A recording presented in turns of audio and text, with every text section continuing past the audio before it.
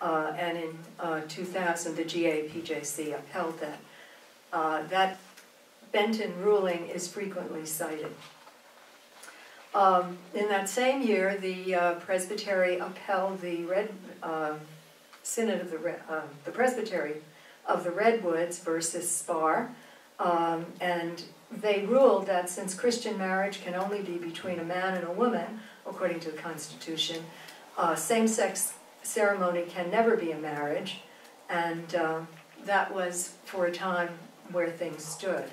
In April 2008, there was also an authoritative interpretation at about the same time.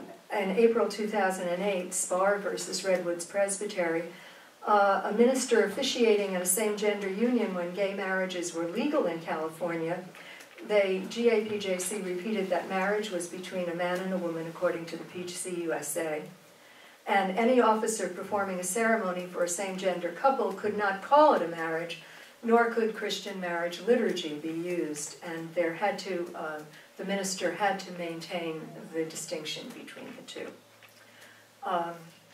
Moving rather quickly right along, I wanted to talk about the case that I was involved with as a member of the Synod's PJC, and that was in June 2011. It was a disciplinary case. It was appealed by the Presbytery of Boston. It was against Gene Southard. And at that time, I think that the Synod, it's probably not good to brag about something that you've been involved in, but in this case, I think that the Synod got it right, Synod PJC. The case of the Presbytery of Boston versus Gene Southard was difficult for this commission for numerous reasons. It is possible and even likely for members of a permanent judicial commission to have deeply held conflicting personal opinions or beliefs about theologies that address the issues. Still, it is the responsibility of the Synod Permanent Judicial Commission to prayerfully discern the record of the case, the Church's Constitution, decisions of the GAPJC, and authoritative interpretations, while seeking the guidance of the Holy Spirit to arrive at a decision. A Synod's Permanent Judicial Commission must answer the questions and address the issues brought to it. And I think that's an important thing to remember, that even though Synod PJC sometimes has to make hard decisions, this Synod PJC was willing to admit how difficult it was and how personally conflicted we were about the difficult things we had to do.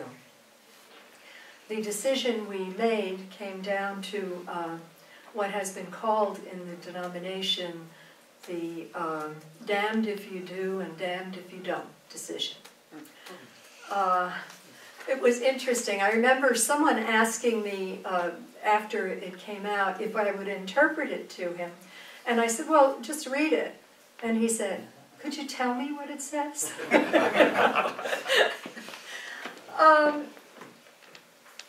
Again, I'm going to quote the decision. Tensions may exist between diverse parts of the Church's polity, rendering difficult even a good faith effort of an officer to be governed by the Church's polity. While the action of the Reverend Southard to join a same-gender couple in Christian marriage is a violation of the Constitution of the PCUSA, failure to do so might be viewed as a violation of other provisions of the Constitution. And that's where we are.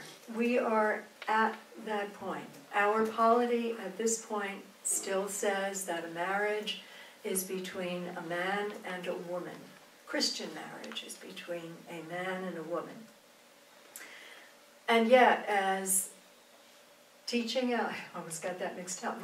No, we're teaching elders. As teaching elders, we are also called to show pastoral care for our congregations.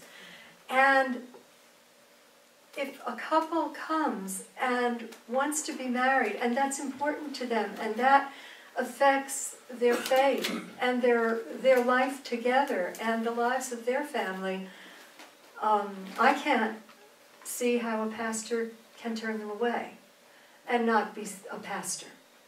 And then we get to people who have made those decisions. We get to the case of Jane Spar and what is happening right now in the Synod of the Pacific, where she has been censured for performing 16 marriages for gay and lesbian people in a state in which it's legal. And she is awaiting a GA PJC hearing. I believe it'll be in March of next year. And it really brings to light the difficulties that we all face, and PJCs face as well, when we need to deal with what the Book of Order says, and we know what the Book of Order says, and we repeat what the Book of Order says, and yet it isn't always the way you would like it to come out. I should really go back and say that the GA PJC, and I have a note about it somewhere, reversed the decision in part and affirmed it in part. And that was kind of funny too, because they just left us with another version of damned if you do and damned if you don't. It affirmed that a minister of word and sacrament, by participating in a same-sex ceremony, commits an offense prohibited by the Constitution of the PCUSA. Its authoritative interpretations and ordination vows. Synod PJC should have remanded the case back for a new trial. One of the findings of the Synod PJC in that case was that we sent the case back to the presbytery for censure, but that was overturned by the GA because the case should have been sent back to the presbytery for a new trial. A synod cannot determine whether or not someone should be censured. Of course, the interesting thing there is that censure might be a rebuke, which is a very mild kind of thing. It can be a note in your personnel file. It can go all the way up to losing your ordination, so that a censure, if any is necessary, need not be a horrible